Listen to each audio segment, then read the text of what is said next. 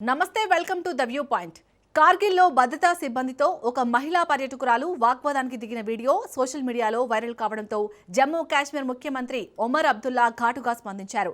మేం జెన్జీ అంటూ ఆ యువతి చేసిన వ్యాఖ్యను గతంలో హోదాను ప్రదర్శించేందుకు వాడే నా తండ్రి ఎవరో తెలుసా అనే అహంకారపూరిత మాటతో ఆయన పోల్చారు.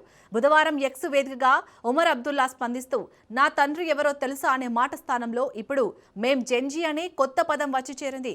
చిన్న చిన్న విషయాలకే ఇలా జెన్జీ అంటూ బెదిరింపులకు దిగితే ఆ తరం పట్ల సమాజంలో ఉన్న సద్భావనను వేగంగా దెబ్బతీయడమే అవుతుంది అని తన పోస్ట్లో పేర్కొన్నారు. లద్దాఖ్లోని కార్గిల్లో ఉన్న మినీ మార్గ్ చెక్ పాయింట్ వద్ద ఈ ఘటన చోటు చేసుకుంది. జూలై 25న కార్గిల్ విజయ్ దివస్ కు ఒకరోజు ముందు వాతావరణం అనుకూలించకపోవడంతో రక్షణ మంత్రి Rajnath Singh, army chief general Dheeraj Seth road మార్గంలో ప్రయాణించాల్సి వచ్చింది.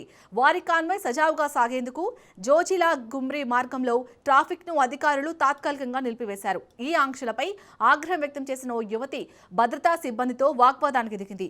మేం జెన్జీ ఇలాంటి అర్థం లేని పనులను సహించాం. ఇప్పటివరకు కశ్మీర్లతోనే ఇలా ప్రవర్తించేవారు, ఇప్పుడు పర్యాటకులతో కూడా మొదలు పెట్టారా అని ఆమె ప్రశ్నించడం వీడియోలో రికార్డైంది.